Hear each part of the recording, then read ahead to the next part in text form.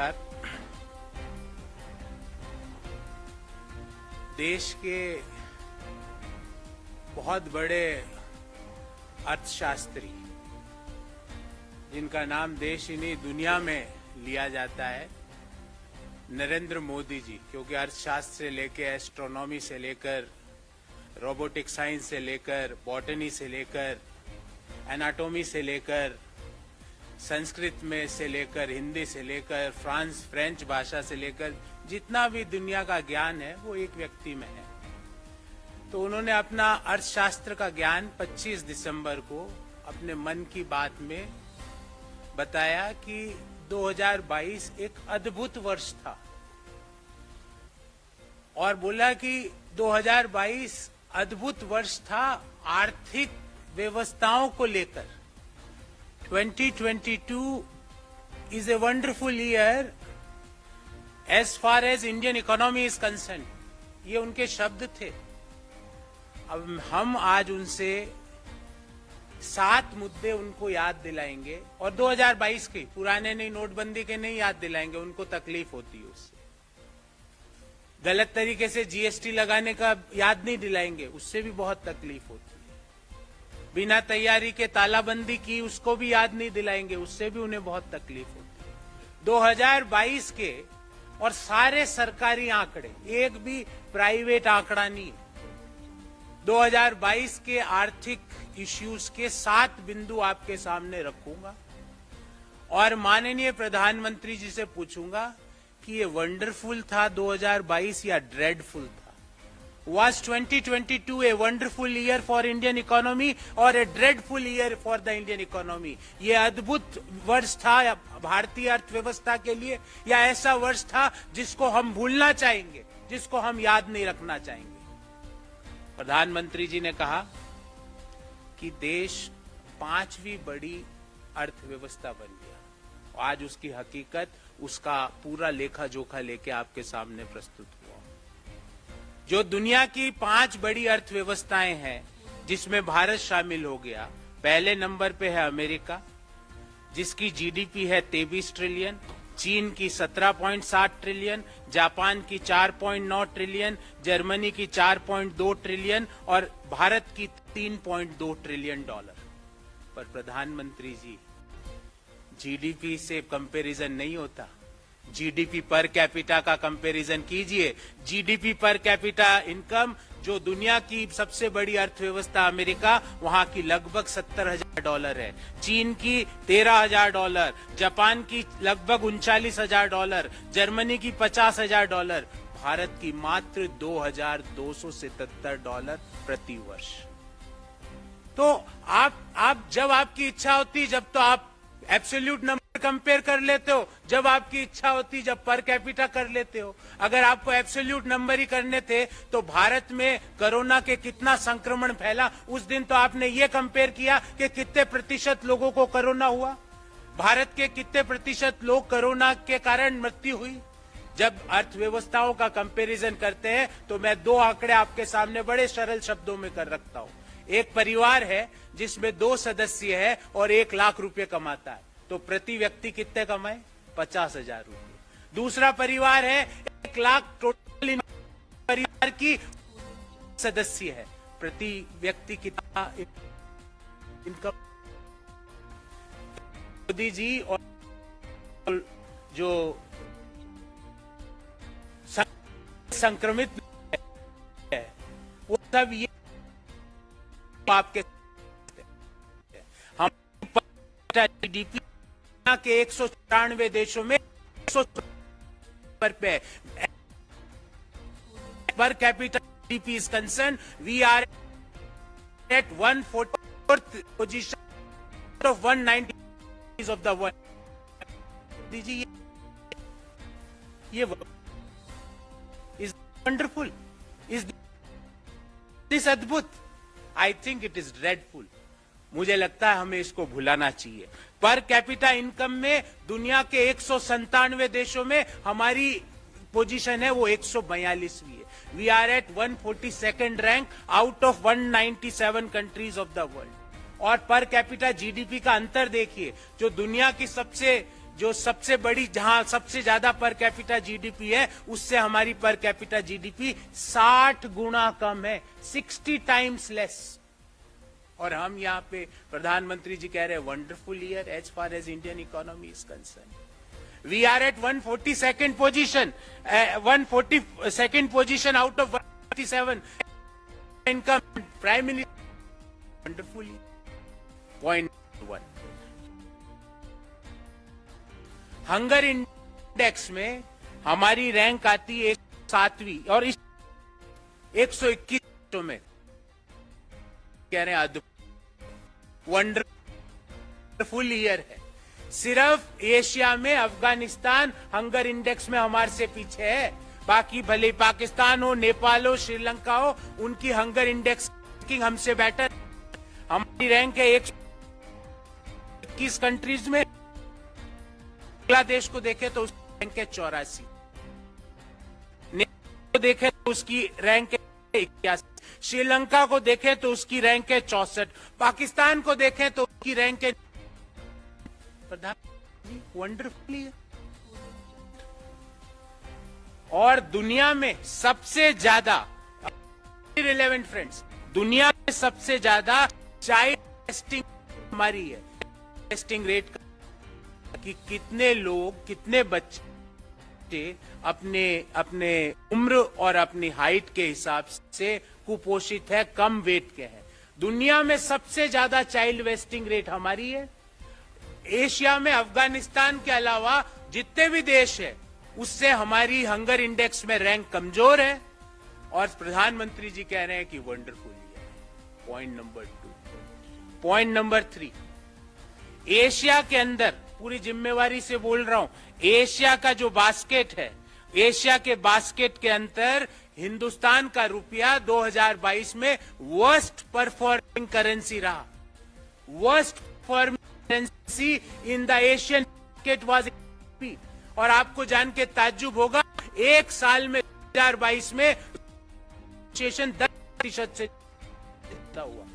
एक साल में रुपये की कीमत 10% से ज्यादा कम हो गई। प्रधानमंत्री जी कह रहे हैं wonderful year. This is wonderful year as far as Indian economy is concern. Point number 3। Point number 4, प्रधानमंत्री जी एक पूरी टेबल बनाई है मैंने आपके लिए, पढ़िएगा।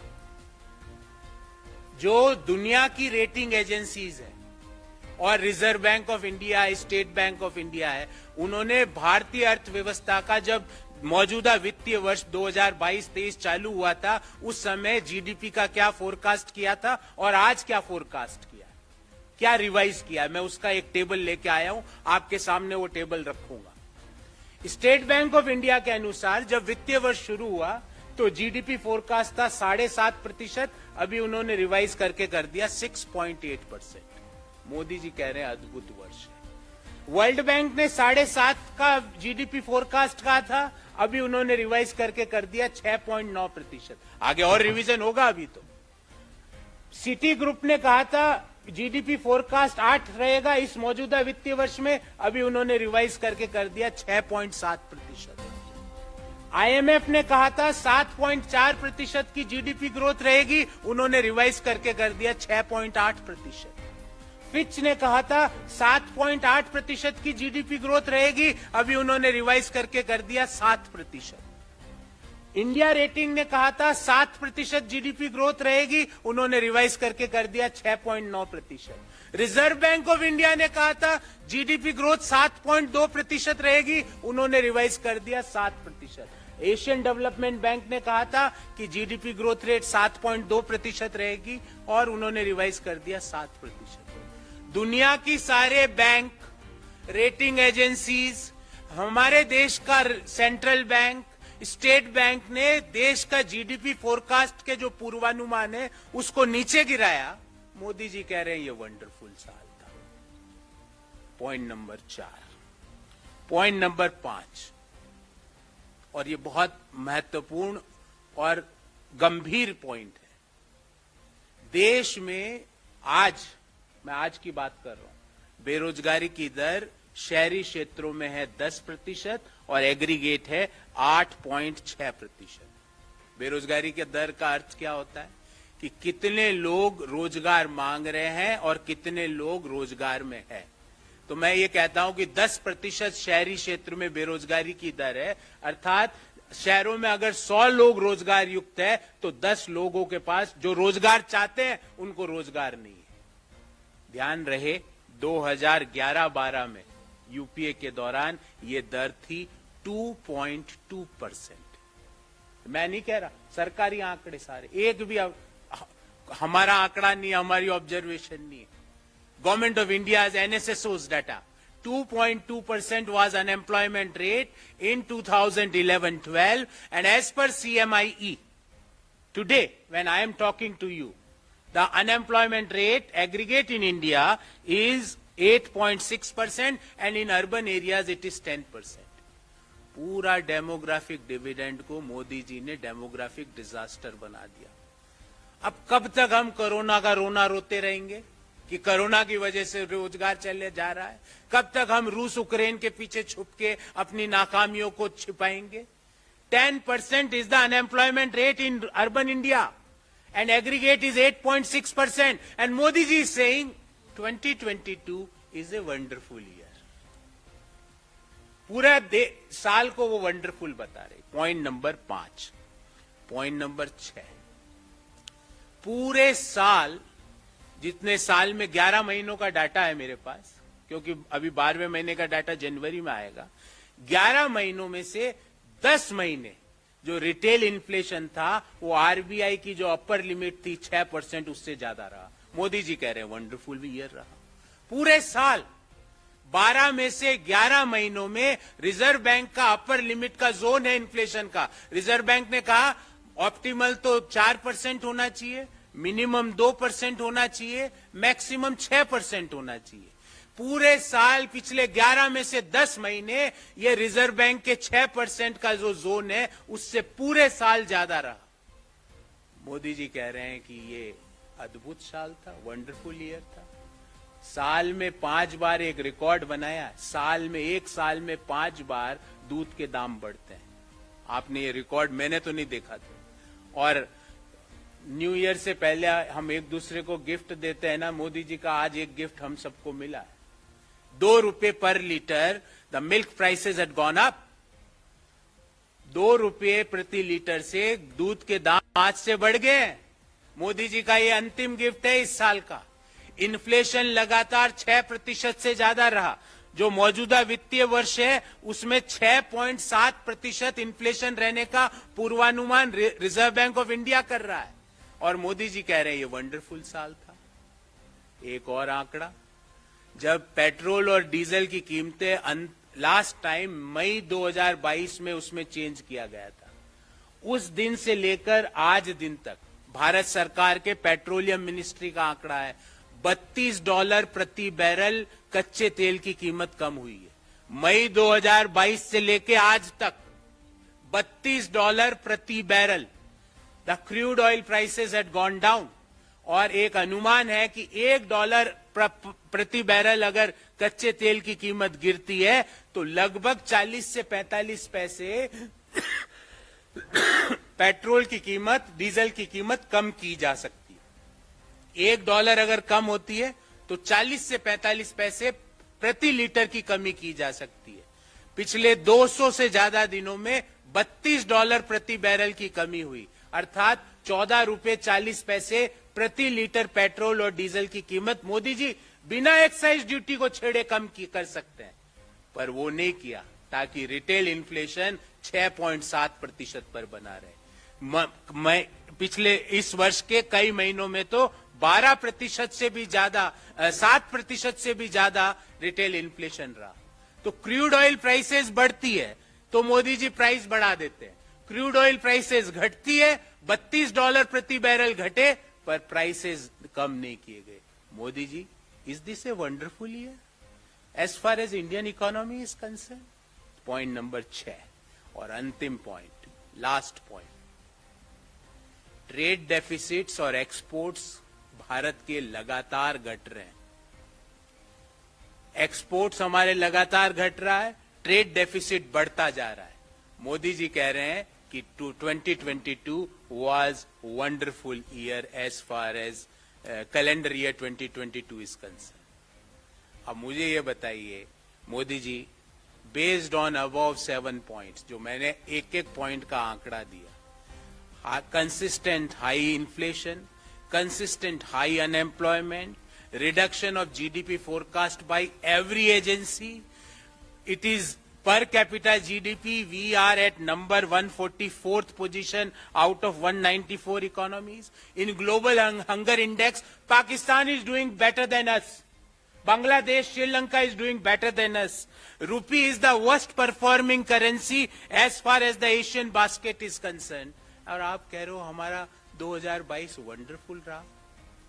बताइए, अगर ये वंडरफुल है मोदी जी, तो आदेश कीजिए कि कहाँ खड़े होके तो थालियां बजानी है, और एक टांग पे खड़े होके ताली बजानी है, कि दोनों टांग पे खड़े होके थाली बजानी है, ताली बजानी है, बालकनी में जाएं कि छत पे जाएं, कहाँ खड़ा होके आपको शुभकामनाएं दें इस वंडरफुल ईयर के लिए। मोदी जी, मैं पूरी जिम्मेवारी से निर्मला जी से मैं कोई सवाल नहीं पूछ रहा, क्योंकि वो अस्वस्थ भी है और उनके हाथ में भी कुछ नहीं है। उनको अस्वस्थता का भी, क्योंकि वो अभी अस्वस्थ हैं और उनके हाथ में भी कुछ नहीं, उनको कुछ पता भी नहीं कि क्या हो रहा है। ये 7 चीजें भी उनके लिए भी आश्चर्य होगी, क्योंकि उन्हें नहीं पता कि पर कैपिटा जीडीपी नामक भी कोई जंतु होता है। उनको नहीं पता कि महंगाई भी कोई चीज होती है। उनको नहीं पता कि हंगर इंडेक्स भी कोई चीज होती है। उनको नहीं पता कि रुपया वर्स्ट परफॉर्मिंग एशियन बास्केट की करेंसी रही 2022 में। उनको नहीं पता कि देश में व्यापक बेरोजगारी है। उनको नहीं पता कि दुनिया की सारी एजेंसीज भारत के जीडीपी फोरकास्ट को घटा रही। मैं मानता हूं उनको नहीं पता, पर मोदी जी, आप तो ब्रह्मा जी के बराबर आपका ज्ञान है। आपको सभी विषयों का, सभी वस्तुओं का आपको अद्भुत ज्ञान है। आप तो ये समझ ही रहे होंगे। अब ये 7 बिंदुओं को लेके मोदी जी, आपको लगता है इज 2022 ए वंडरफुल ईयर और ए dreadful year?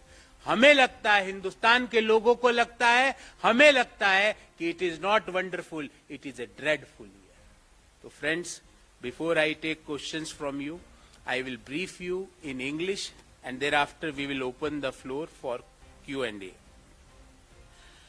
2022 is not a wonderful but a dreadful year for the Indian economy, and I will give you 7 points on that. Point number 1, it is per capita GDP, not GDP, which is more relevant.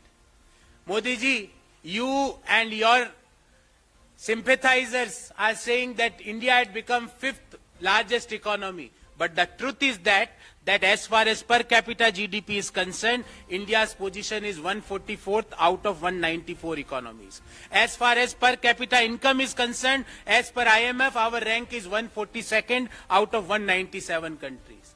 Modi ji, why you are trying to befool us? We know that a family of 2 earning rupees 2 lakh and a family of 10 earning rupees 2 lakh, which family is more prosperous? Everybody understands. Don't try to misguide us. Point number 1. Point number 2, in global hunger index, India's rank is 107 out of 121 countries in 2022. Our child wasting rate is 19.3, which is highest in the world. In Asia, Afghanistan with a rank of 109 is the only country behind us. Neighboring countries like Pakistan ranked 99, Bangladesh ranked 84, Nepal ranked 81, Sri Lanka ranked 64. All these countries have done better than us as far as global hunger index is concerned. And you are saying that 2022 is a wonderful year? Point number 3. The rupee is the worst performing currency amongst the Asian basket. In 2022, it turned out to be the worst year for the Indian rupee. The rupee depreciated more than 10% in 2022 and is right now near to 83 rupees a dollar. But still Prime Minister is saying that 2022 is a wonderful year. Point number 4. Reduction in GDP forecast of current financial year.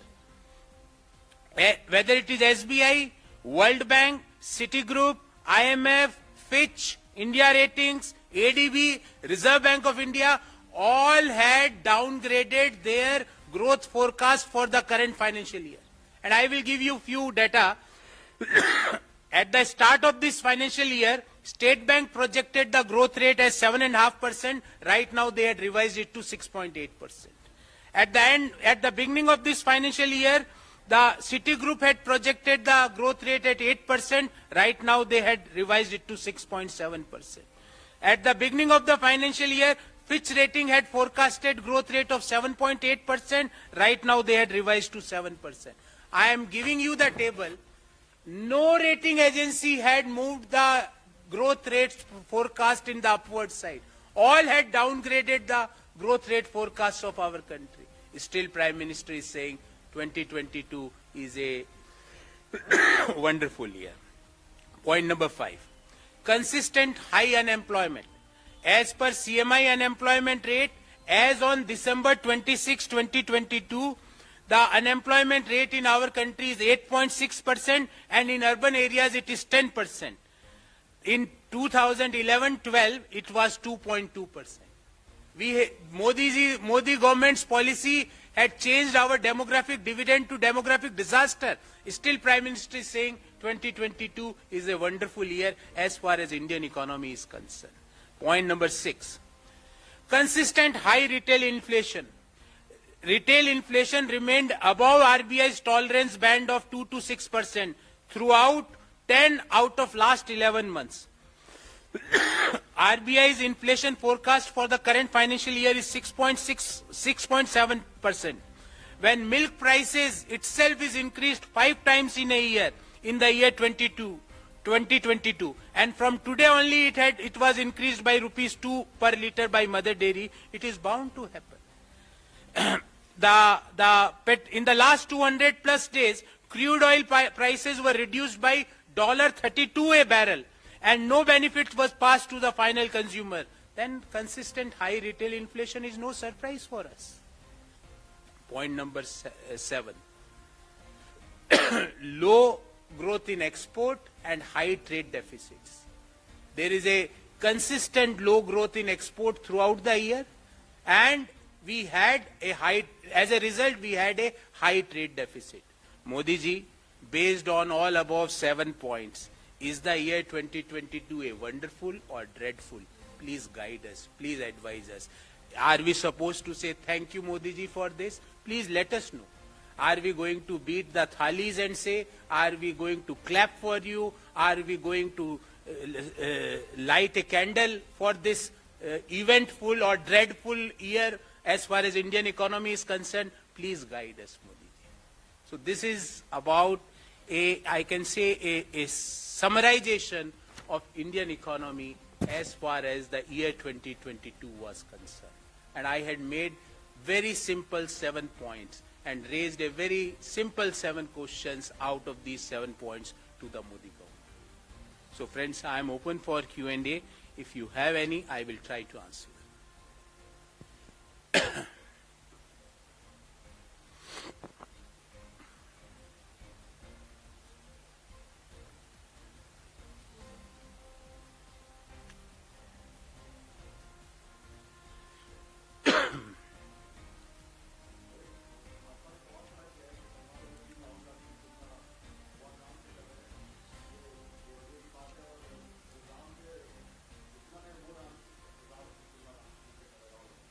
देखिए, Bharatiya Janata party का जो मनोस्थिति है ना, वो ऐसी हो गई है कि उनको कुछ समझ में नहीं आ रहा है कि करें तो करें क्या।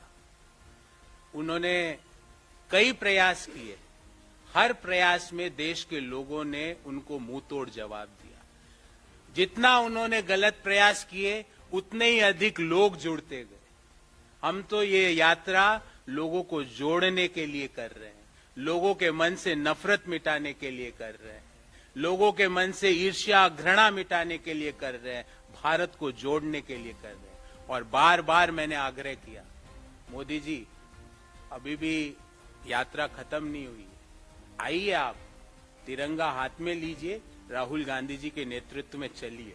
3 घंटे, ज्यादा नहीं, 3 घंटे, ज्यादा नहीं होगा आपसे।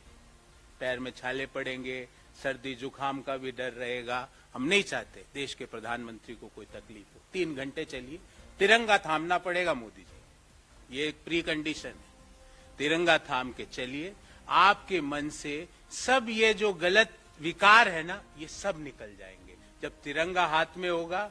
और जब समस्त लोग जोड़ने की बात करेंगे, कोई तोड़ने की बात नहीं करेगा, आपके मन से विकार मिट जाएंगे। आपके साथ में आपके कैबिनेट के सहयोगियों को भी लाइए, उनको 3 घंटे मत चलाइए। अमित शाह साहब को 15 मिनट, क्योंकि उससे ज्यादा नहीं पॉसिबल है, पर 15 मिनट में उनको फायदा मिलेगा, उनको फायदा मिलेगा। अमित शाह साहब, स्मृति दीदी को 5 मिनट फायदा मिलेगा। चलिए राहुल गांधी जी के नेतृत्व में 5 मिनट दीदी चलिए। आपके मन से जो ये घृणा है, ये उठ पटांग के आप ट्वीट करते हो, सब बंद कर दोगे, मुझे पता है, क्योंकि ये जोड़ने की बात है। जब लोग वहां पे जोड़ने की बात करेगा, जब सब लोग वहां पे तिरंगा लेके चल रहे होंगे, जब चारों तरफ भारत माता की जय के उद्घोषण होंगे, हिंदुस्तान जिंदाबाद के नारे लगेंगे, आप ये सब जो शर्ट, पैंट, जूते, कपड़े, कंटेनर, इन सब से आप ऊपर आ जाओगे और फिर इसकी बात करोगे कि महंगाई कैसे कम की जाए, रोजगार कैसे उपलब्ध कराया जाए, देश की अर्थव्यवस्था को सुदृढ़ कैसे बनाया जाए, झूठ कैसे खत्म किया जाए, इकोनॉमी से भी और वार्तालाप में भी। तो चलिए, और हम तो आपको कहेंगे मोदी जी, आपने हमारे लोगों का तो अपमान किया, कोई बात नहीं, क्योंकि हम तो जोड़ने की बात कर रहे हैं। उस अपमान के बाद भी हम कह रहे हैं हमारे नेतृत्व में चलिए। राहुल गांधी जी आधी बाह का शर्ट पहन के आगे चलेंगे, मोदी जी आप पूरा स्वेटर पहनना, हम कोई आपको कंपेयर नहीं करेंगे। मैं आपसे वादा करता हूं, कांग्रेस का कोई आदमी ट्वीट नहीं करेगा आपकी फोटो। आप पूरा स्वेटर मफलर डाल के चलिए, 3 घंटे चलिए मोदी जी, सब विकार खत्म हो जाएंगे, तिरंगा हाथ में लेके। ये भारत जोड़ो यात्रा का प्रभाव है। कभी बोलते हैं वहां क्यों गए, वहां क्यों नहीं गए, मैं तो बोलता हूं अटल जी की समाधि पे भी गए। मोदी जी आपने तो उनकी नीतियों का, नेतृत्व का, उनके व्यक्तित्व का अपमान किया 8 साल तक। पिछले 8 साल में जब आप हमेशा बोलते थे 70 साल में कुछ नहीं हुआ, तो वाजपेयी जी भी थे उस 70 साल में, रोज अपमान करते थे उनका। हमने तो आपके जो आपने दोष किया उसकी क्षमा मांगने हमारे लीडर गए अटल जी की समाधि पे कि अटल जी हम मोदी जी की तरफ से क्षमा मांगते हैं, क्योंकि रोज मोदी जी ने आपका अपमान किया, आपकी नीतियों का अपमान किया, आपके नेतृत्व का अपमान किया, आपकी सोच का अपमान किया। और कारण क्या था अपमान करने का? क्योंकि अटल जी ने कहा था मोदी जी को अहमदाबाद में राजधर्म निभाओ, राजधर्म। तो वो ठेस है मोदी जी, ये ठेस वेस सब खत्म हो जाएगी। घृणा, नफरत, द्वेष, एक दूसरे को नीचा दिखाना, ये सब खत्म हो जाएगा। 3 घंटे चलिए, आप कहेंगे जहां पे आपकी व्यवस्था की जाएगी, आपके लिए आपसे कोई सवाल नहीं पूछे जाएंगे। और मैं इंश्योर करता हूं कांग्रेस पार्टी की ओर से आपको उचित सम्मान मिलेगा। तिरंगा उठा के राहुल गांधी जी के नेतृत्व में चलिए। और जितने कैबिनेट के 2-3 लोग तो मैंने बताए, बाकी जो लोग भी ज्वाइन करना चाहे, कोई हमें उससे कोई प्रॉब्लम नहीं।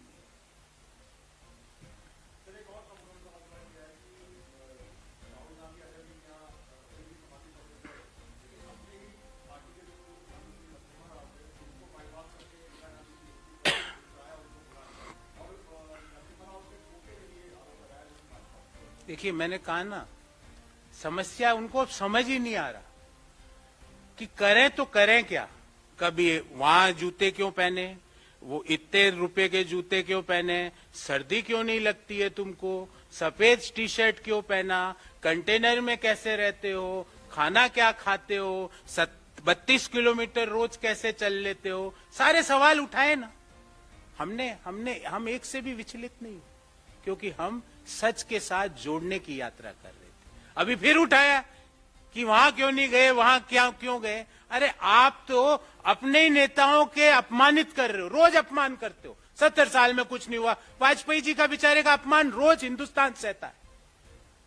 जब मोदी जी बोलते हैं कि 70 साल में कुछ नहीं हुआ, 7 साल तो वाजपेयी जी के थे। इसका मतलब वाजपेयी जी और आडवाणी जी कुछ नहीं कर रहे थे। ये मोदी जी रोज कहते हैं। अब हम वाजपेयी जी के लिए, वाजपेयी जी के सामने उनके दोषों के लिए क्षमा मांगने गए, तो अब कह रहे वहां क्यों नहीं गए? अरे वहां भी चले जाएंगे मोदी जी, आप आइए यात्रा में, आपको लेके चलेंगे, वहां जाके आपको भी लेके चलेंगे। हम कोई आपको ये थोड़ी मानते हैं कि आप दुश्मन हो, हमारे मन में है ही नहीं वो बात। हम तो मोदी जी बार बार आपको ये भी कहते हैं, हम आपके साथ खड़े हैं, चीन को मुंह तोड़ जवाब दीजिए, नाम लेके ललकारे, हम आपके साथ खड़े हैं मोदी जी, आप देश को कॉन्फिडेंस में लीजिए, हम तो आपके साथ खड़े हैं, पूरा देश आपके साथ खड़ा है। पर आपको पता नहीं क्या डर लगता है। ये डर भी मिटेगा भारत जोड़ो यात्रा में, जब आपको पीछे 2-2, 4-4, 5-5 लाख लोग पीछे चलते हुए दिखेंगे ना मोदी जी, तो फिर आपको लगेगा हिंदुस्तान आपके साथ चल रहा है। तो आपको ये जो चीन का नाम लेने से जो भय है ना, वो भी मिट जाएगा। भय, नफरत, घृणा, द्वेष, ये सब खत्म होते हैं। 3 घंटे यात्रा में चलिए, यात्रियों के साथ भोजन करिए, आपके लिए भोजन की व्यवस्था करेंगे और उसके बाद आप यहाँ आ जाइए। पर कंडीशन एक है मोदी जी, तिरंगा तो हाथ में लेना पड़ेगा, उसका अपमान हम नहीं सही। आप कोई दूसरे झंडे ले आओ, नो, तिरंगा लेके राहुल जी के नेतृत्व में चलना पड़ेगा।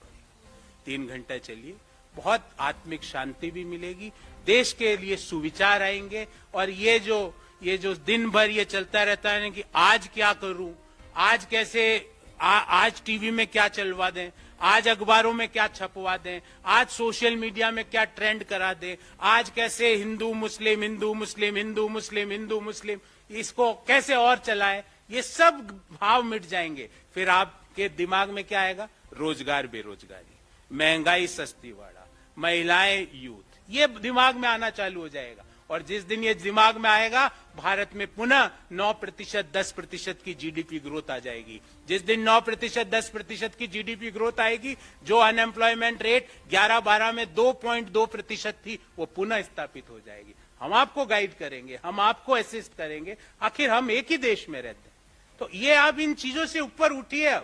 अब 22 में एक रेजोल्यूशन लीजिए मोदी जी, पूरी कैबिनेट को आप लेके अपने घर बुलाइए और गंगा जल लेके सबको रेजोल्यूशन दिलवाइए कि अब हम कुछ भी सांप्रदायिक द्वेष, एक दूसरे के प्रति घृणा, धर्मों के प्रति भेद, ये सब मिटा देंगे। तो आपको अच्छा लगेगा। हिंदुस्तान में इतना लोगों के बीच में जो प्यार है, वो आपको देखने को मिलेगा। तो ये इनमें मत से पड़ी है आपकी कौन कहां गया। मैं तो उनको कह रहा हूं, हम वहां नहीं गए ना, मोदी जी आ जाइए, अब अपन सब मिलके वापस हैदराबाद चलते हैं। और माननीय नरसिम्हा राव साहब जो वास्तविक रूप से जो लिबरलाइजेशन, प्राइवेटाइजेशन, ग्लोबलाइजेशन जिनकी सरकार में हुआ, जिन्होंने पूरे देश के आर्थिक तंत्र को हिलाया, जिसका फायदा आज भी हम लोगों को मिल रहा है, जो नई मिडिल क्लास का इमर्ज हुआ, उनको हम श्रद्धा सुमन अर्पित करेंगे। आप क्यों इसमें पड़े हुए? वापिस आपको कहना है नहीं, एक बार वापिस चलो वाजपेयी जी के, वापिस चलेंगे।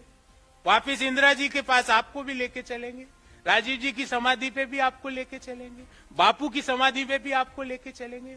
और सिर्फ वो फोटो वाले के लिए नहीं वहां बैठेंगे आधा घंटा और सोचेंगे कि बापू ने जो कहा वो हम पूरा कर रहे हैं कि नहीं। सोचेंगे कि आपकी पार्टी के जो लोग जो बापू को सरेआम गालियां देते हैं और जिनको आप कभी बोलते हो मैंने मन से माफ नहीं किया, मुंह से माफ कर दिया, ये अलग अलग तरह की माफिया मेरे समझ में किसी को नहीं आती, देश में किसी को समझ में नहीं आती। मैं ये कहता हूं कि मेरे आधे हृदय ने आपको माफ कर दिया, आधे हृदय ने अभी तक नहीं किया। मेरे तो हृदय तो एक ही है। मैंने मुंह से माफ कर दिया आपको, पर अपने आचरण से नहीं किया। ये क्या तरीका? हम तो एक ही ह्यूमन बीइंग है ना। क्या हमारे अंदर भी 100-200 ह्यूमन बीइंग है? हम तो एक ही, हमारे धर्म में, हमारे कल्चर में तो हमें तो एक व्यक्ति बनाया गया है। तो उन लोगों को भी मोदी जी लेके आइए। आप जिन लोगों ने बापू का अपमान किया, उनको राजघाट पे बैठाइए और उनके साथ कीर्तन कीजिए, भजन गाइए, 1 घंटा भजन गाइए। सारे ये बापू को जो गालियां, बापू तो माफ करते हैं, बापू तो वही माफ कर देंगे आपको।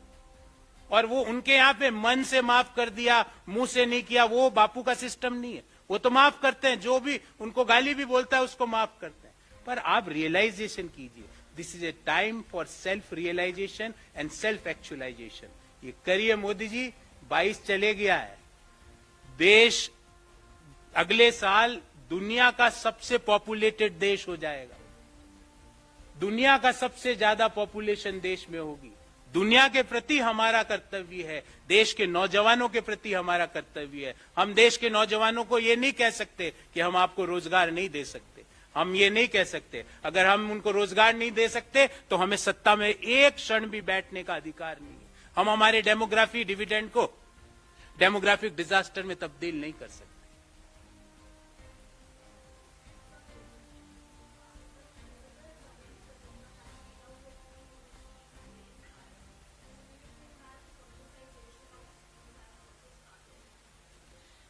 उनकी पत्नी चुनाव लड़ी, उनकी पत्नी मेरी को जितना मेरे को ज्ञान है चुनाव जीती भी। अब वो क्या कहते हैं, क्यों कहते हैं, उसको कोई महत्व नहीं रह जाता। उन्होंने खुल के अपनी पत्नी के लिए प्रचार भी किया, उन्होंने कई बातें कही। तो अब उनके बारे में अब कोई टीका टिप्पणी हम नहीं करना चाहते। वो क्रिकेटर है, क्रिकेट खेले।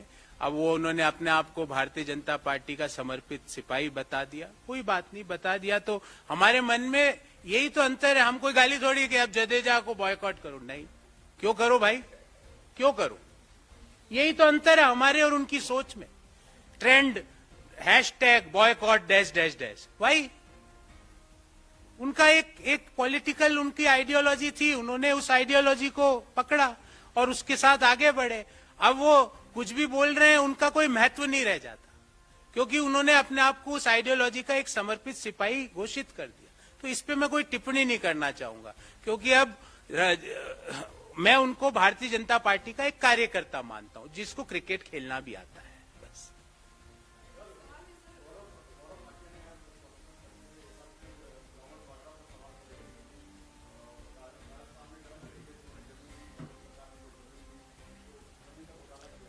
देखिए,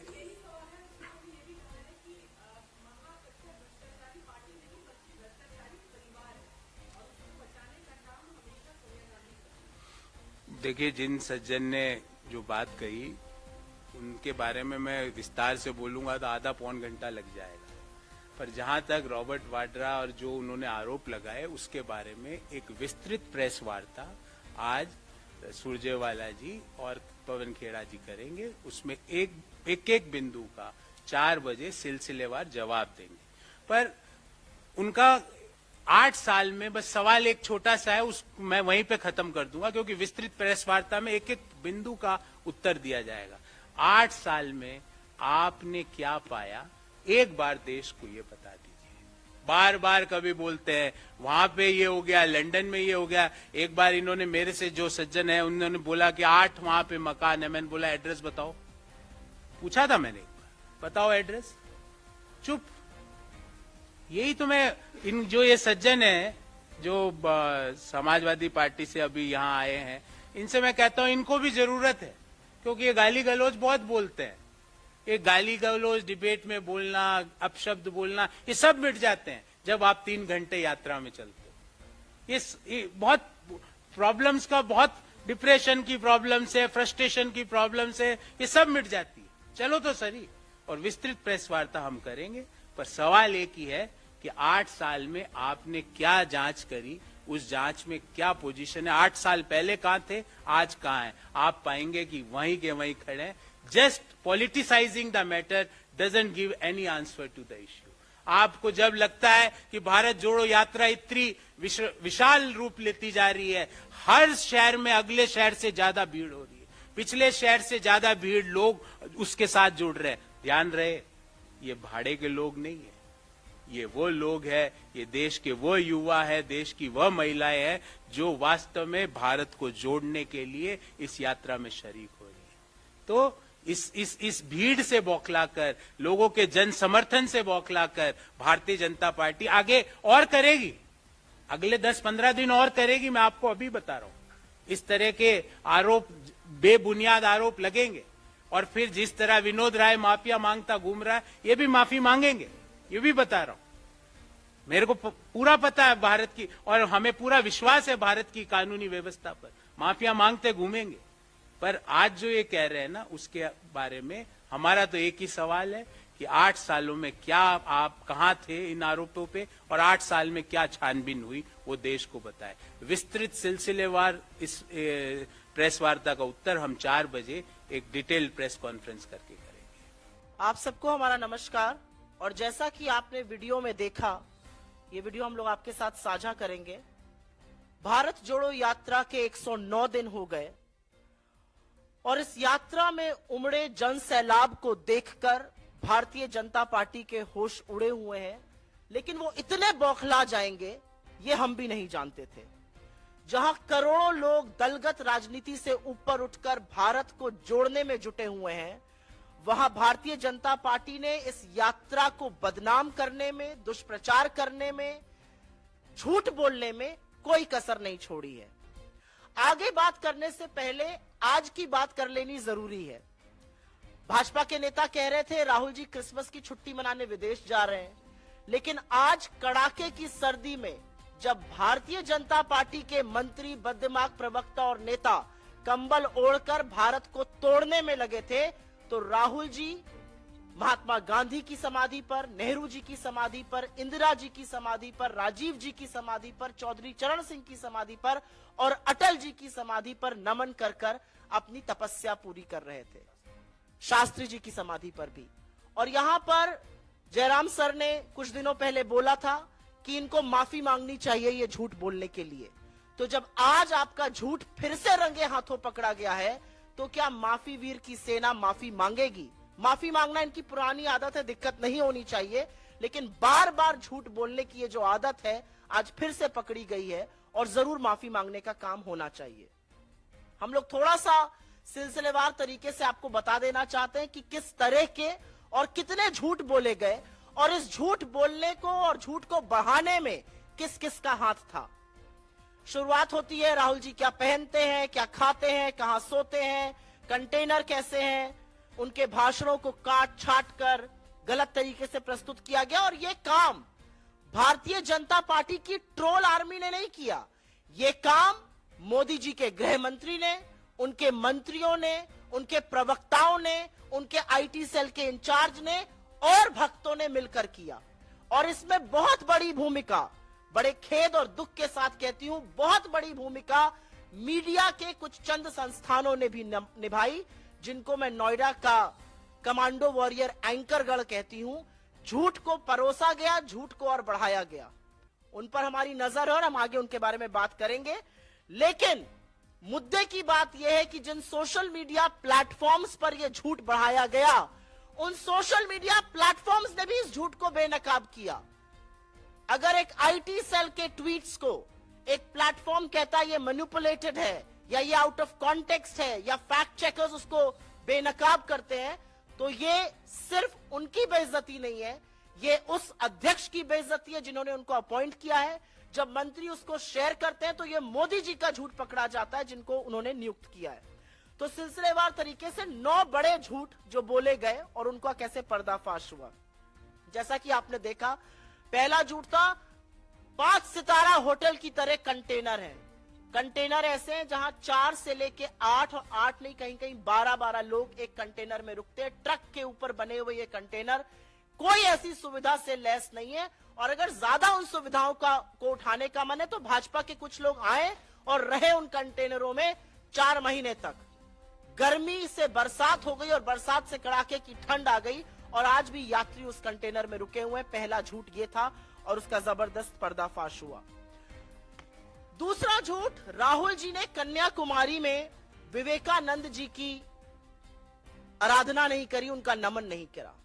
और इसमें राहुल गांधी ट्रोल मंत्रालय, जो सरकार को अधिकृत तौर पे बना देना चाहिए, क्योंकि उसकी एक मंत्री ऑलरेडी है स्मृति ईरानी जी, अपने मंत्रालय पर महिलाओं के खिलाफ अत्याचार हो या कुपोषण हो एक शब्द नहीं बोलती है। लेकिन राहुल गांधी जी को ट्रोल करना हो तो सबसे पहले लपक के आ जाती है। But the silly soul did not realize that there were pictures available, there was video available, जहां पर राहुल गांधी जी ने ना सिर्फ नमन किया विवेकानंद जी का, उनके स्मारक की परिक्रमा भी करी। तो उनका झूठ पकड़ा गया। लेकिन मैं ये जरूर बोलना चाहती हूं कि जहर उगलना राहुल गांधी के खिलाफ एक बात है, आप संविधान की शपथ लेकर एक मंत्री बनी है, आपका मंत्रालय जरूर बदलकर राहुल गांधी ट्रोल मंत्रालय बना देना चाहिए। तीसरा झूठ बोला गया, राहुल गांधी भाषण नहीं देते हैं और प्रेस कॉन्फ्रेंस नहीं करते हैं। आप में से तमामों साथी ऐसे हैं जिन्होंने पिछली 8 प्रेस कॉन्फ्रेंसेस राहुल गांधी जी की अटेंड करी है, उन्होंने तमामों जनसभाएं करी हैं, कई नुक्कड़ सभाएं करी हैं, जहां पर वो लगातार भाषण देते आए हैं और बिना टेलीप्रॉम्प्टर के भाषण दे रहे हैं और बिना सवाल जवाब एक्सचेंज हुए। जिसका मन आता है वो सवाल पूछता है, कोई सवाल पहले से नहीं आता है और लगातार सरकार को घेरने का काम कर रहे हैं। ये अलग बात है कि उनके भाषणों से सरकार की नींद गायब है। और एक बात और है, 8.5 साल से ऊपर हो गए, मोदी जी ने एक भी प्रेस वार्ता नहीं करी, बिना टेलीप्रॉम्प्टर के बोलते नहीं है। टेलीप्रॉम्प्टर फेल होता है तो मोदी जी ढेर हो जाते हैं, तो उनके लोगों को लगता है कि जैसे वो है वैसी दुनिया है, लेकिन ऐसा है नहीं। राहुल गांधी जी ने 8 प्रेस कॉन्फ्रेंसेस करी है, आगे भी करेंगे और लगातार भाषण देकर इस सरकार की बखिया उधेड़ रहे हैं। एक बहुत बड़ा झूठ बोला गया, ये चौथा झूठ है कि राहुल जी दक्षिण में सिर्फ चर्च गए।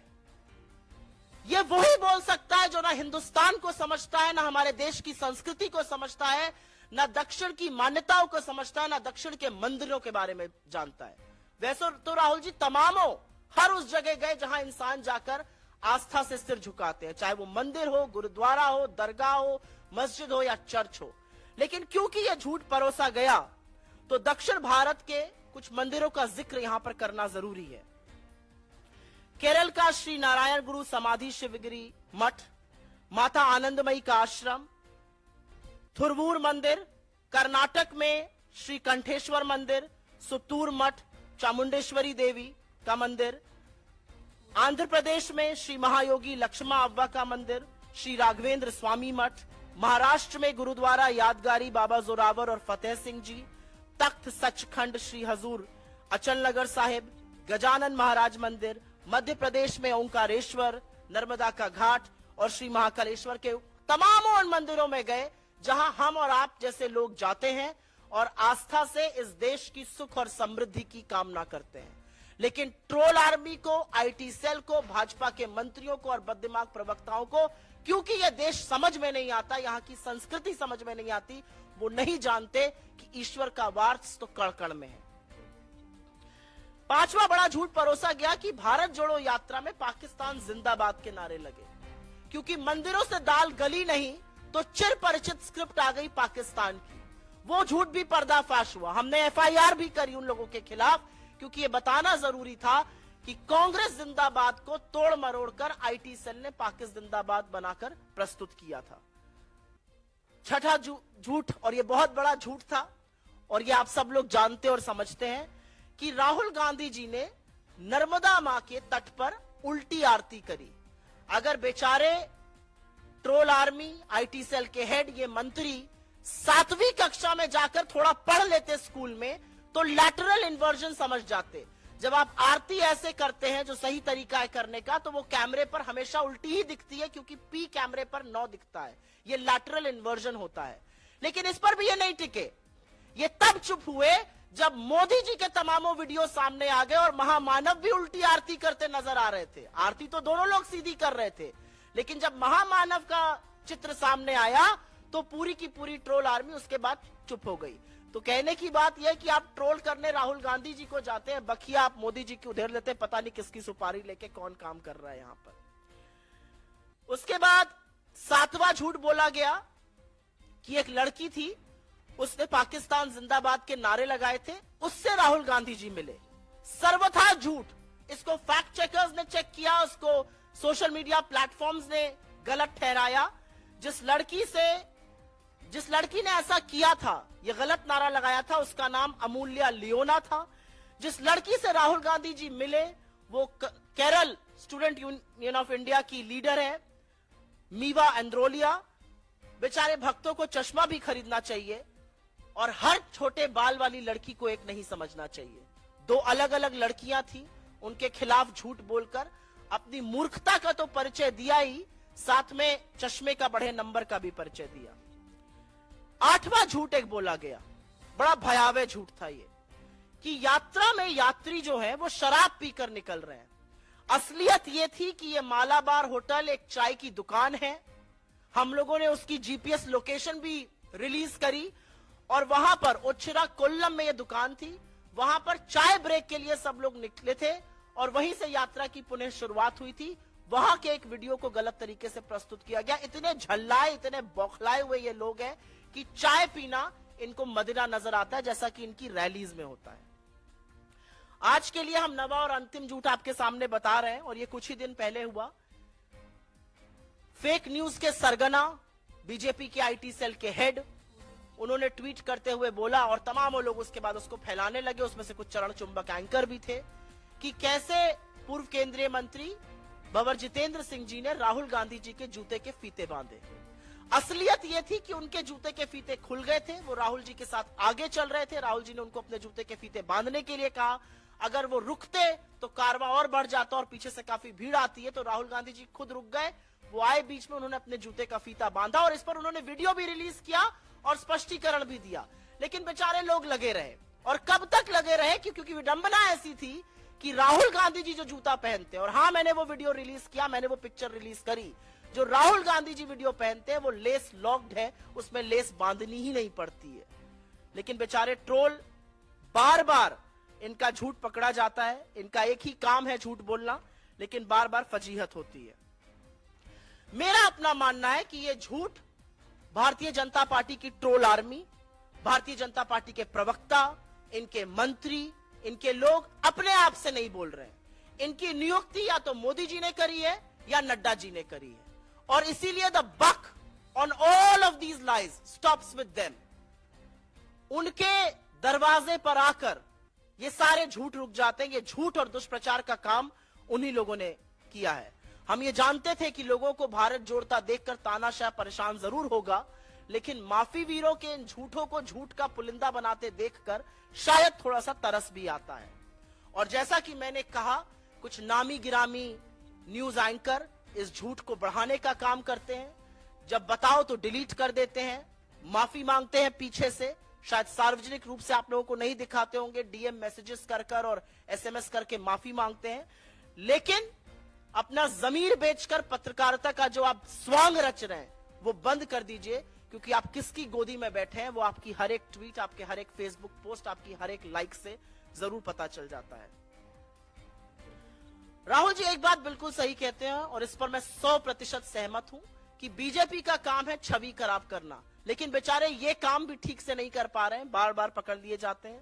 कांग्रेस के खिलाफ दुष्प्रचार करने में मोदी जी ने अपने तमाम ट्रोल आर्मी, बेतहाशा पैसा, मीडिया के अधिकांश एंकरगण को खड़ा कर दिया है।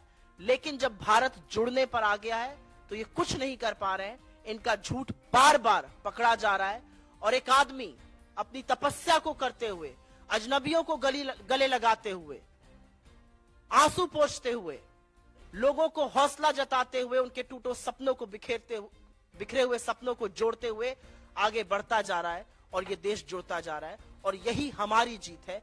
हर झूठ का पर्दाफाश होता है, क्योंकि झूठ की उम्र बहुत कम होती है। तो आप लोग जरूर ये झूठ जो है दिखाइएगा। और यहां इस मंच से सिर्फ अंतिम यही कहना है कि ये झूठ प्रायोजित है, ये झूठ शीर्ष सरकार के शीर्ष ऑफिस से निकाले जा रहे हैं। हमें पता है कि 30 लोगों की एक आर्मी बैठकर पूरे वक्त यात्रा देखती है। मैं तो इस मंच से कहती हूं, आइए इस यात्रा से जुड़िए। मोदी जी खुद भी आए, इस यात्रा से जुड़े। जो प्रेम और मोहब्बत और जो जज्बा देखने को मिलता है, उससे आपके अंदर की नफरत बदल जाएगी और आप एक बेहतर इंसान बन जाएंगे। धन्यवाद।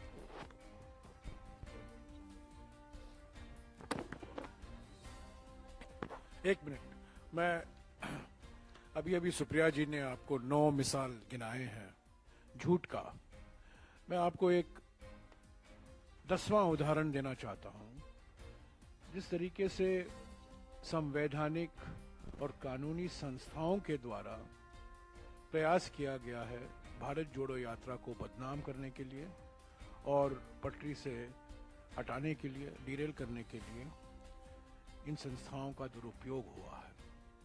हमें नोटिस मिला इलेक्शन कमीशन से, हमें नोटिस मिला national commission on protection of child rights से कि राहुल जी गए थे, एक on the spot painting competition था, वहाँ प्राइज डिस्ट्रीब्यूशन समारोह था, और मुश्किल से 10-12 मिनट वहाँ राहुल जी रुके कन्याकुमारी के पास, और उसको लेकर एक बवाल मच गया। हमें नोटिस मिली, मुझे खुद इलेक्शन कमीशन में जाना पड़ा, स्पष्टीकरण मैंने दिया, हमने एक विस्तार से जवाब भी दिया। पर जब प्रधानमंत्री खुद गुजरात के चुनाव के अभियान के दौरान एक छोटी बच्ची का इस्तेमाल करते हैं और उनसे बहुत कुछ बुलवाते हैं। उस पर जब हमने इलेक्शन कमीशन को अवगत कराया, एनसीपीसीआर को हमने शिकायत की, उस पर चुप्पी, उस पर कोई कार्रवाई नहीं, कोई नोटिस नहीं प्रधानमंत्री को या बीजेपी के पार्टी को। ये दोहरे मापदंड है। अभी अभी 2-3 दिन पहले हरियाणा में कई लोग मुझे आकर मिले और कहे आईबी के कुछ जो अफसर हैं उनसे पूछताछ कर रहे हैं। आप क्यों मिले? किस विषय पर बात हुई? आपने कुछ राहुल जी को ज्ञापन दिया, उसकी हमें कॉपी मिल सकती है? किसान संगठन, सामाजिक कार्यकर्ता, पूर्व सैनिक, सबसे आईबी के अफसरों ने बात की। हमें कुछ छुपाने की कोई जरूरत नहीं है। पूरी पारदर्शिता से भारत जोड़ो यात्रा चल रहा है। ये ही नहीं, हमारे कैंप साइट में 2 दिन पहले एक कंटेनर के अंदर 2 इंटेलिजेंस के अफसर हरियाणा सरकार के वो पाए गए। किसी ने देखा उनको, तो उनको पकड़ा, पूछा क्या कर रहे हो कंटेनर में? वो कह रहे हैं हम टॉयलेट इस्तेमाल कर रहे हैं। कैंप साइट में टॉयलेटों की कमी नहीं है, पर वही कंटेनर में जाना, मैं समझता हूं ये जानबूझकर किया गया था। और हमने सोना पुलिस स्टेशन में शिकायत भी की। उसकी कॉपी आज सुबह मैंने ट्वीट किया है। वैभव वालिया जिसने शिकायत की भारत यात्रियों के ओर से, उन्होंने वो ट्वीट किया है, आपको सब उपलब्ध है। ये शिकायत की है हमने और अनौपचारिक तौर से हमें कहा गया कि ये हरियाणा सरकार के इंटेलिजेंस अफसर हैं। ये तो डबल इंजन सरकार है। हरियाणा की इंटेलिजेंस के अफसर कुछ करेंगे नहीं जब तक उनको कोई आदेश नहीं आएगा केंद्र सरकार से, क्योंकि ये डबल इंजन सरकार है। तो ये संस्थाओं का दुरुपयोग जो हो रहा है, हमें कोई छुपाने की कोई जरूरत नहीं है। कोई सीक्रेसी नहीं है भारत जोड़ो यात्रा में। पूरी पारदर्शिता से भारत जोड़ो यात्रा पहले दिन से चल रहा है। कंटेनर की बात आई, कंटेनर को हमने वीडियो होने दिया। प्रेस कॉन्फ्रेंस की आई, राहुल जी प्रेस कॉन्फ्रेंस को संबोधित किए। अलग अलग सवाल उठाए गए और हमेशा हमने वो सवालों को जवाब देने का प्रयास किया है। पर मैं एक बात कहूं कि ये प्रयास ये जारी रहेगा। अभी कोविड को लेकर एक प्रयास किया गया, एक खत हमें लिखा गया राहुल जी को स्वास्थ्य मंत्री की ओर से, और मैंने कहा है और मैं दोहराऊंगा, वो खत जो स्वास्थ्य मंत्री लिखते हैं राहुल जी को, वो किसी विशेषज्ञों के सलाह के आधार पर नहीं, आईसीएमआर के सलाह के आधार पर नहीं, कोई वैज्ञानिक संस्थाओं के सलाह के आधार पर नहीं, परंतु 2 बीजेपी सांसदों के खत के आधार पर लिखा है। पीपी चौधरी बीजेपी की सांसद हैं राजस्थान के, और राजस्थान में जो उन्होंने देखा, जो स्वागत भारत जोड़ो यात्रा को मिला, उसके बाद पीपी चौधरी और 1-2 और सांसद स्वास्थ्य मंत्री को लिखे और उसी के आधार पर स्वास्थ्य मंत्री राहुल जी को लिखते हैं। ये तो बिल्कुल राजनीतिकरण है। तो ये प्रयास किए जाएंगे। अभी यूपी बाकी है, हरियाणा बाकी है, पंजाब बाकी है, जम्मू और कश्मीर बाकी है। मुझे पूरा विश्वास है कि यह प्रयास जारी रहेगा। पर ये बदनाम, भारत जोड़ो यात्रा को बदनाम करने में लगे रहेंगे, इसको डिरेल करने में लगे रहेंगे, पर वो सफल नहीं होंगे। क्योंकि इसका एक सिंपल कारण है कि हम पूरी पारदर्शिता से और ईमानदारी से ये भारत जोड़ो यात्रा की प्लानिंग हुई है और भारत जोड़ो यात्रा निकाली गई है। हमें कोई नहीं रोक सकता, राहुल जी को और भारत यात्रियों को कोई नहीं रोक सकता। हम 120 भारत यात्रियों के साथ हमने भारत जोड़ो यात्रा को 7 तारीख सितंबर को कन्याकुमारी में शुरू किया था। आज 150 भारत यात्री हैं और मैं उम्मीद करता हूं कि जब हम श्रीनगर पहुंचेंगे तब भारत यात्रियों की संख्या 200 हो जाएगी। अलग अलग राज्यों से लोग आ रहे हैं।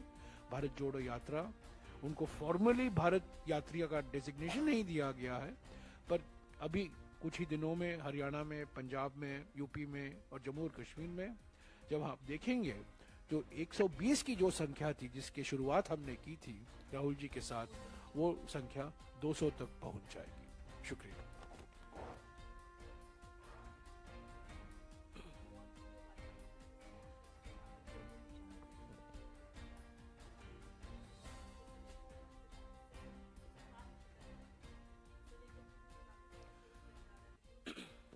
नहीं, ट्रोल करने वाले खैर भाजपा की आईटी सेल है और आपकी कम्युनिटी के एंकर्स हैं जो पत्रकारिता का पहला मूल मंत्र भूल चुके हैं कि आपको बायस्ड नहीं होना है। छोड़िए उस बात को।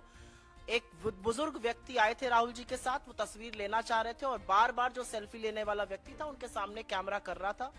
आप वीडियो की स्पीड को जब बढ़ा देते हैं तो लगता है हाथ झटक रहा है। ओरिजिनल वीडियो में वो उसका हाथ नीचे ही कर रहे हैं, जैसा हम लोग कई बार सार्वजनिक जीवन में करते हैं। ये कोई मुद्दा ही नहीं है।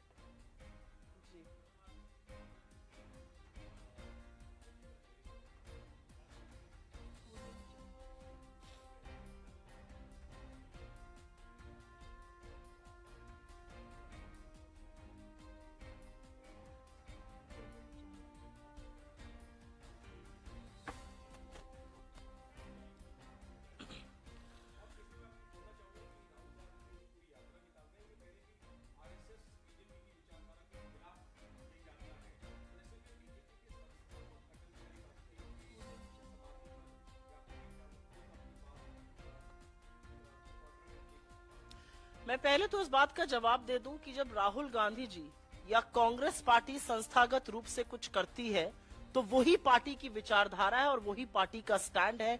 किसी ने किसी सोशल मीडिया प्लेटफॉर्म पर क्या कहा, जो कि अब डिलीट भी हो चुका है मेरी जानकारी के अनुसार, मुझे नहीं लगता वो चीज मायने रखती है। और आप एप्पल्स टू ऑरेंजेस कंपेयर करिए। कहां राहुल जी अगर एक स्टैंड लेके खड़े और किसी ने कोई ट्वीट किया, वो उनका व्यक्तिगत मत हो सकता है, लेकिन मुझे नहीं लगता वो पार्टी का किसी भी तरह से स्टैंड है। आप सब लोगों ने सवाल पूछा कि अटल जी की समाधि वो क्यों गए। मुझे लगता है कि वो अटल जी की समाधि भी गए, वो चौधरी चरण सिंह जी की समाधि भी गए, वो शास्त्री जी की समाधि भी गए, महात्मा की समाधि भी गए, नेहरू जी की भी समाधि गए, इंदिरा जी पर भी गए और राजीव जी पर भी गए। शास्त्री जी का मैंने बोला। मेरा अपना मानना है कि राहुल गांधी एक तपस्या पर निकले और वो कहते हैं ये कि मैं एक तपस्या पर निकला हूं। मेरे लिए भारत जोड़ो यात्रा एक तपस्या के स्वरूप है। और जब आप तपस्या करते हैं तो आप सबको जोड़कर चलने की कोशिश करते हैं। हमारा अपना मानना है कि भारतीय जनता पार्टी के लोग भी अगर यात्रा में शामिल होना चाहें, जो पहले हाथ बांध के दफ्तरों के ऊपर खड़े रहते थे और अब अभिवादन करते हैं हाथ जोड़कर जब हमारी यात्रा उनके दफ्तरों के बाहर से निकलती है, ये बदलते भारत का स्वरूप है। अटल जी की जहां तक बात है, हर व्यक्ति का इस देश को बनाने में कंट्रीब्यूशन है। और जब राहुल जी वहां जाते हैं तो वो एक ऐसे व्यक्ति की समाधि पर गए जिन्होंने 2002 में गुजरात के मुख्यमंत्री को और आज के प्रधानमंत्री को राजधर्म की शिक्षा दी थी। और मुझे ऐसा लगता है कि राहुल गांधी जी को अटल जी की समाधि पर देखकर आज के प्रधानमंत्री को अपना राजधर्म जरूर याद आना चाहिए और उनको उसका पालन करना चाहिए जो अटल जी उनको कभी सिखाना चाहते थे। राजनीति बड़े मन से की जाती है और वही काम राहुल गांधी जी ने किया आज।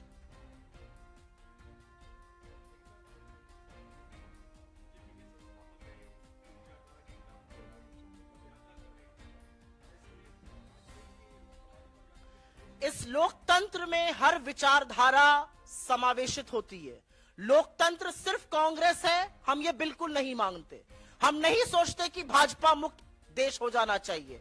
हमारा अपना मानना है कि हर विचारधारा की अपनी जगह है, लेकिन अगर विचारधारा का ये विषाक्त रूप जो आज देखने को मिल रहा है, विचारधारा के नाम पर अगर एक पर्टिकुलर कम्युनिटी को, शोषित वंचित समाज को अगर आप टारगेट करेंगे, उनको मारेंगे, उनको पीटेंगे, तो जरूर हम उसके खिलाफ बोलेंगे।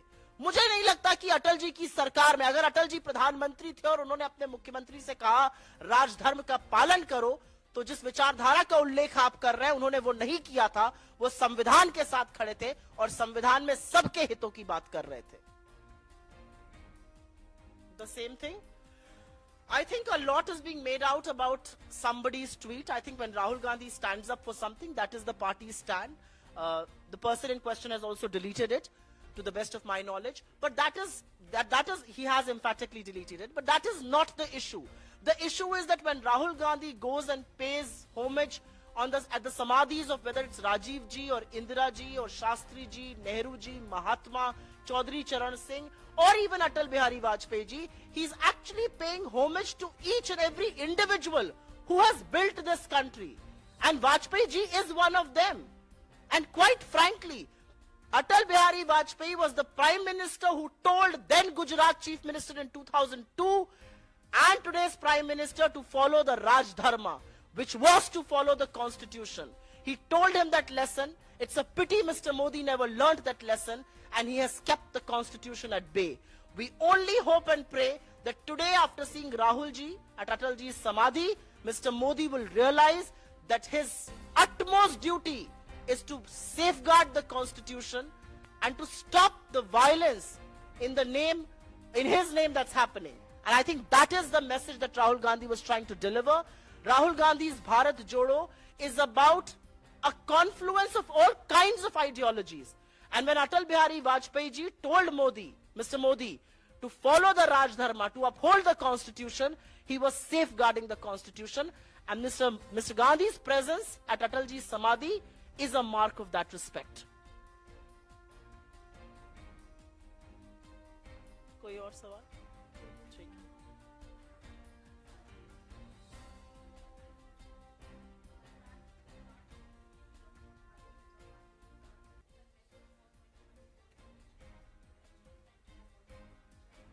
And what does he have to say about our victory in Himachal? Does that not change the political picture in this country? What does he have to say the hands down victory of the Congress party in the गढ़ में घुसकर हराया है नागपुर में हमने Bharatiya Janata party को, उसके बारे में वो क्या कहेंगे? The message in Gujarat is very wide and clear that there is a team B and 5 MLAs were almost willing to jump ship, but it would have reflected very badly on both team A and team B, and which is why they were stopped. Let us not read too much into one verdict and not the other.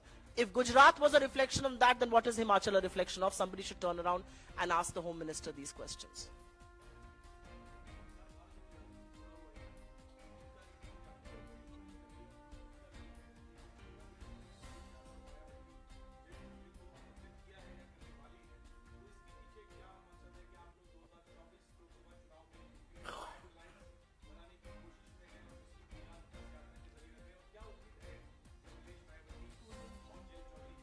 देखिए, आपने अभी तक देखा होगा कि तमाम वो लोग दलगत राजनीति से ऊपर उठकर भारत जोड़ो यात्रा के साथ जुड़ रहे हैं.